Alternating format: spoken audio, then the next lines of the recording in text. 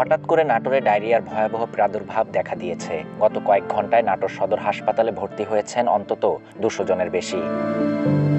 কারো মাথা ঘুরছে, কেউ পেট ব্যথায় কাতরাচ্ছেন, আবার কেউ শয্যাশায়ী শিশুকে কোলে নিয়ে ঘুরছেন চিকিৎসকদের খোঁজে।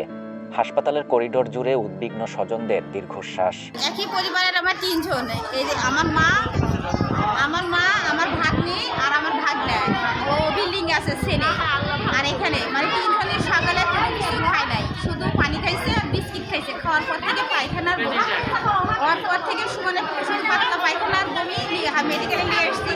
কালকে বিকালে সাপ্লাইয়ের পানি খাওয়ার পর থেকে ডায়রিয়া এবং বমি শুরু হয়।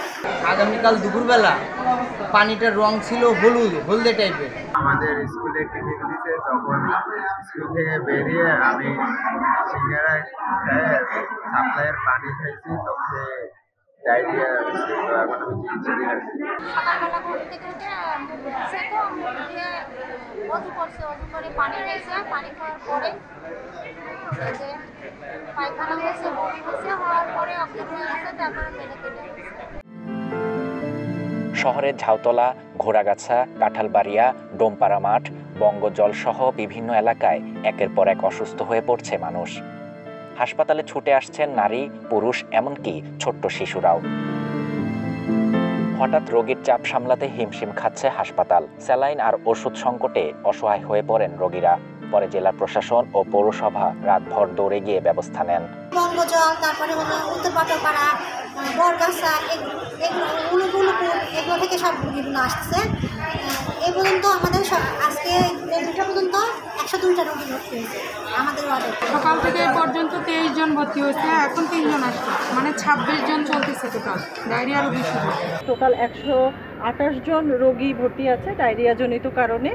আমরা ইতিমধ্যে তাদের সাথে কথা বলে যেটা মনে হচ্ছে যে হয়তোবা পানি থেকে এটা হতে পারে। তাদের কাছে তাদের গতকালের ফুড হ্যাবিট বা কী খেয়েছে এটা জানলাম, এবং যেটা অ্যালার্মিং বিষয়, পানি ফুটায় না তারা। যতজনের সাথে কথা বললাম পানি না ফুটিয়ে খেয়েছে। আমরা ইতিমধ্যেই পানি চেক করার জন্য বগুড়াতে পাঠিয়েছি। টেস্ট রিপোর্ট আসলে আমরা বলতে পারবো। আর পর্যাপ্ত স্যালাইন আছে, স্যালাইনের কোনো অপ্রতুলতা নাই, এবং আশা করছি রোগীরা অনেকেই মানে যারা বললেন যে তারা স্যালাইন পেয়েছেন, স্যাটিসফাইড, তাদের অবস্থা উন্নতির দিকে। এক্সট্রিম মশার কয়েল প্ল্যান্ট ফাইবার দিয়ে তৈরি, ডেঙ্গু, চিকুনগুনিয়া বাহি সহ যে কোনো মশার বিরুদ্ধে দেয় এক্সট্রিম সুরক্ষা। রোগীদের পাশে দাঁড়াতে গঠন করা হয়েছে 5 সদস্যের বিশেষ মেডিকেল টিম। আক্রান্ত এলাকায় পাঠানো হচ্ছে পানি বিশুদ্ধকরণ ট্যাবলেট। তবে এখনো আতঙ্ক কাটেনি মানুষের। আমাদের পৌর এলাকায় আমরা ইতিমধ্যে মাইকিং করছি এই বিষয়টা নিয়ে, যাতে জনগণের ভিতর সচেতনমূলক মাইকিং। সেই সাথে পাবলিক হেলথের সাথে আমরা সমন্বয় করে 20,000 পানি বিশুদ্ধকরণ ট্যাবলেট সংগ্রহ করেছি, এবং তিনারা জানিয়েছে তাদের কাছে এখনও 40,000 বিশুদ্ধ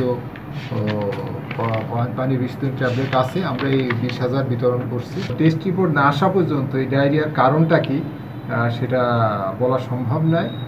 যেহেতু ডায়রিয়া পানিবাহিত রোগ, সকলের ধারণা যে পৌরসভার সরবরাহকৃত পানি থেকে হচ্ছে। তো ওই বিষয়টা রিপোর্ট আসার পরে আপনাদেরকে আপডেট জানানো হবে। পানিবাহী থেকে এ ডায়রিয়া রোগ ছড়িয়েছে বলে জানান নাটোরের সিভিল সার্জন।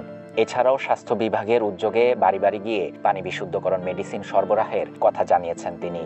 এই বিষয়ে একটি মেডিকেল টিম গঠন করা হয়েছে। তারা এই মুহূর্তে পর্যবেক্ষণ করছেন এবং চিকিৎসা দিচ্ছেন।